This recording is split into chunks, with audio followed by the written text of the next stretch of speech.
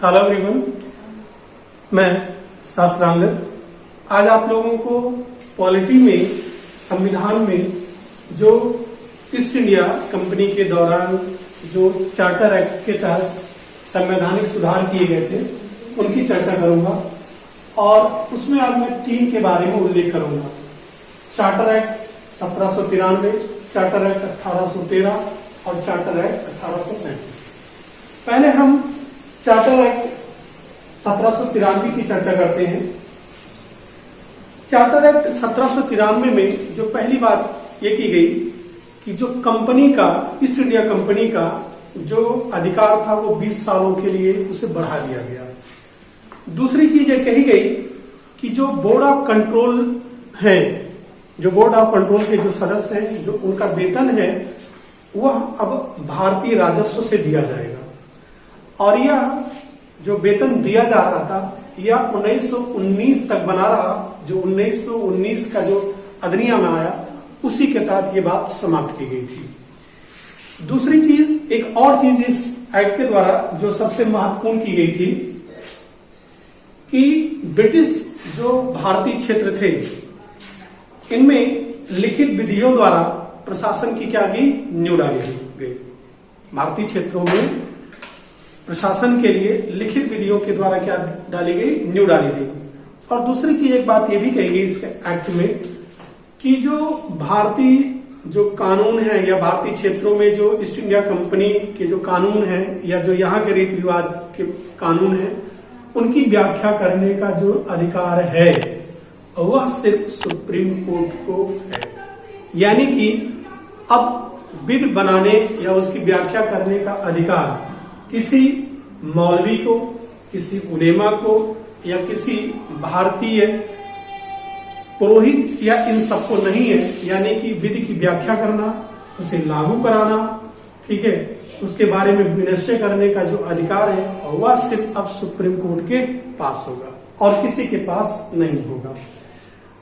एक आखिरी चीज इसमें कही गई कि जो बंगाल का जो गवर्नर जनरल है वह मद्रास प्रेसिडेंसी में जाकर के, बंगाल प्रेसिडेंसी में जाकर के, ठीक है, वहां पर वह अधिकार ले सकता है जो अधिकार वहां के क्या है, गवर्नरों का है। ये बात इस एक्ट में, चार्टर एक्ट 1793 में की गई।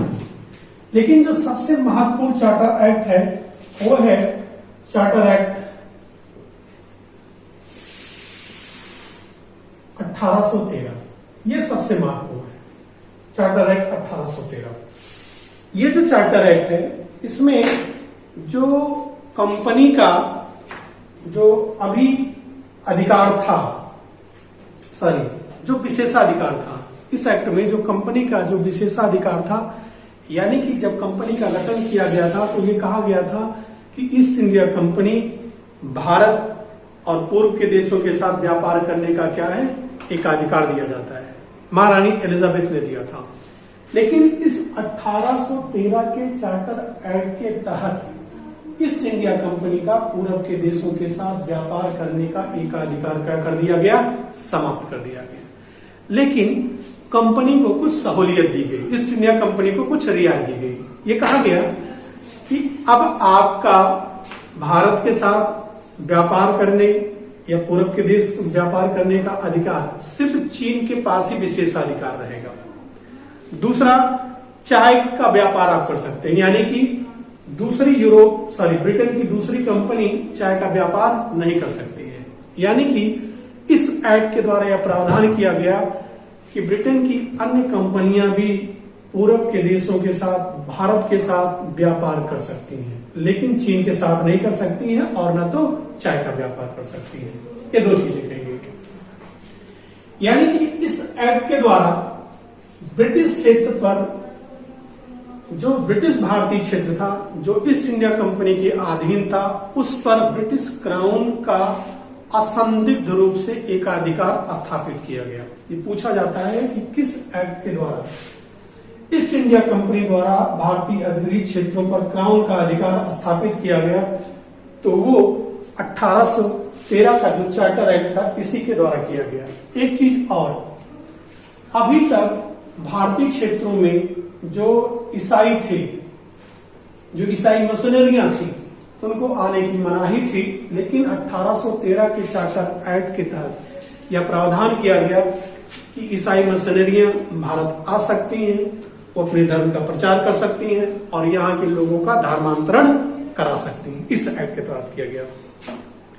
एक और चीज, अभी तक अब ईस्ट इंडिया कंपनी का जब क्षेत्र बड़ा हो गया तो उसको क्लर्क भी चाहिए थे, क्योंकि वो कंपनी थी, कंपनी चलाने के लिए क्लर्क चाहिए।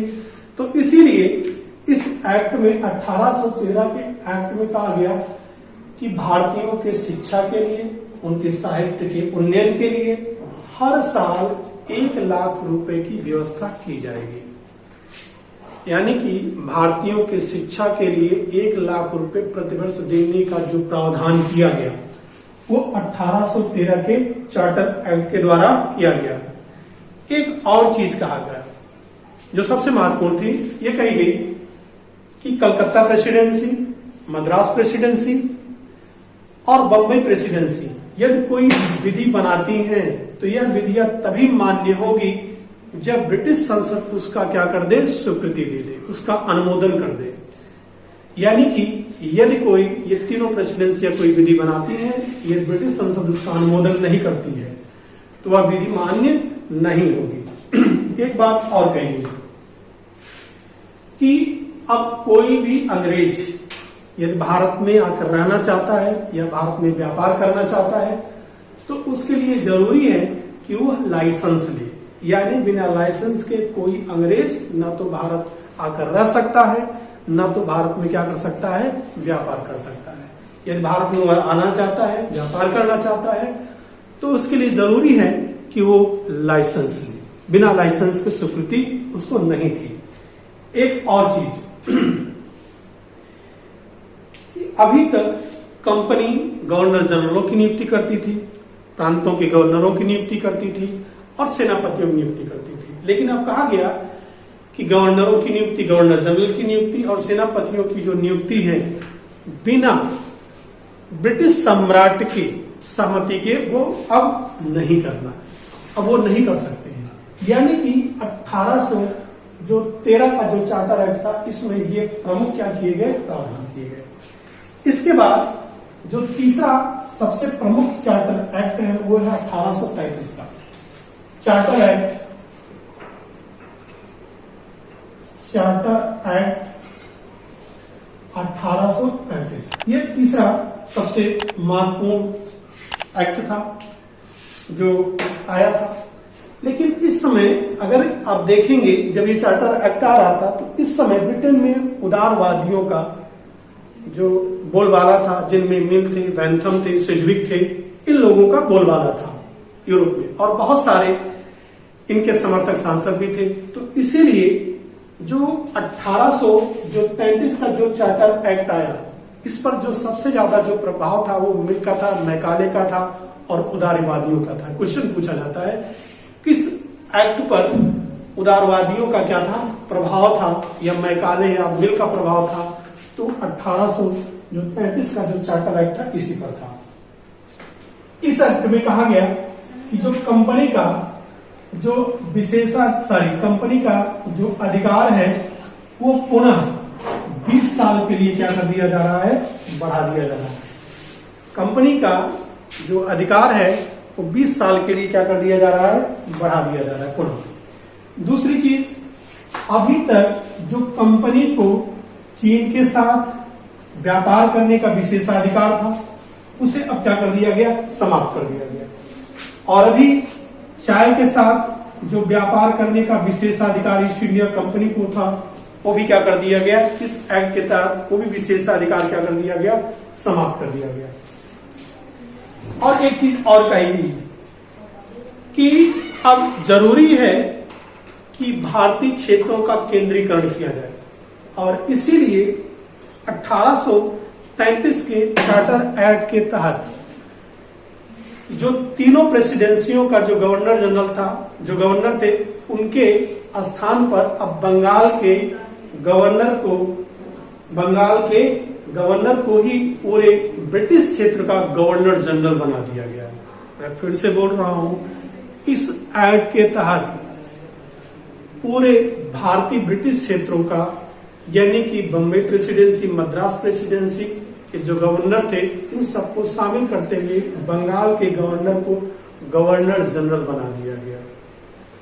और इस एक्ट के तहत पहला जो गवर्नर जनरल बना वो था लॉर्ड विलियम बेंटिक। यानी कभी कभी पूछा जाता है कि भारत का पहला गवर्नर जनरल कौन था। तो पहला गवर्नर जनरल टेक्निकली रूप से अगर देखा जाए, क्योंकि अभी गवर्नर थे, अभी क्या थे, गवर्नर थे, पूरे भारतीय क्षेत्र का जो पहला गवर्नर जनरल था वह था लॉर्ड विलियम बेंटिक था। एक चीज और कही गई कि भारतीय क्षेत्रों पर यह कहा गया कि गवर्नर जनरल की जो कार्यकारी परिषद है वह भारतीय क्षेत्रों पर कानून को क्या कर सकती है, बना सकती है और उनकी व्याख्या कर सकती है। ये बात इस एक्ट में कही गई। यानी कि भारतीय क्षेत्रों पर विधि बनाने, उसकी व्याख्या करने, ठीक है, उसको एक्सप्लेन करने का अधिकार किसे दिया जा रहा है, जो गवर्नर जनरल की कार्यकारी परिषद थी। और जैसा जानते हैं कि गवर्नर जनरल की कार्यकारी परिषद में 3 सदस्य होते थे। लेकिन ये कहा गया कि जब गवर्नर जनरल की कार्यकारी परिषद विधि बना रही होगी तो ऐसे समय में एक चौथे सदस्य की नियुक्ति की जाएगी। वो ऐसा सदस्य होगा जो विधि के बारे में, जिसे क्या होगी, जानकारी होगी, कानून का वो क्या होगा, वेत्ता होगा। तो ऐसे सदस्य को क्या की जाएगी, नियुक्ति की जाएगी, उस दौरान की जाएगी जब गवर्नर जनरल की कार्यकारिणी क्या कर रही हो, विधि बना रही हो।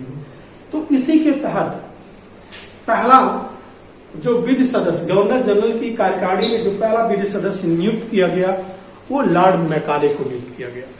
किसे नियुक्त किया गया, लॉर्ड मैकाले पहला गवर्नर जनरल कार्यकारिणी का क्या था, विधि सदस्य था।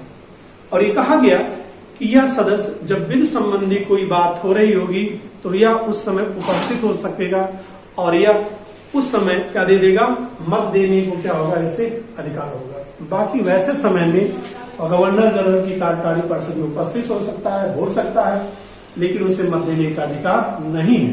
वह मत तभी देगा जब विधि संबंधी कोई बात या विधि संबंधी कोई नियम अधिनियम क्या हो रहे हो, पारित हो रहे हो, तभी वह मत देने का क्या होगा, उसको अधिकार होगा। एक चीज और, इसी एक्ट के तहत यह कहा गया कि भारतीय कानूनों को लिपिबद्ध करने के लिए, उन्हें संग्रहित करने के लिए, उन्हें सुरक्षित करने के लिए एक विधि आयोग का क्या किया जाए, गठन किया जाए। और यह जो विधि आयोग होगा उसमें एक अध्यक्ष होंगे और 4 सदस्य होंगे।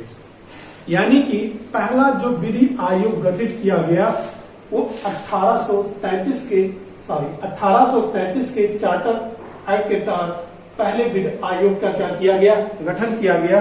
और इस विधि आयोग में 4 सदस्य थे और मैकाले को इस विधि आयोग का पहला क्या बनाया गया, अध्यक्ष बनाया गया।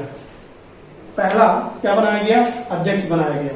और एक चीज और इस एक्ट के तहत की गई, इसमें कहा गया कि जो कंपनी के जो कर्मचारी हैं उनकी नियुक्ति के लिए योग्यता को ध्यान में रखा जाए। क्या रखा जाए, योग्यता को क्या रखा जाए, नियुक्तियों के लिए योग्यता को ध्यान में रखा जाए। आखिरी बात इस एक्ट की याद रखिएगा, 1833 के चार्टर एक्ट के तहत दास प्रथा को क्या किया गया, समाप्त किया गया। Thank you.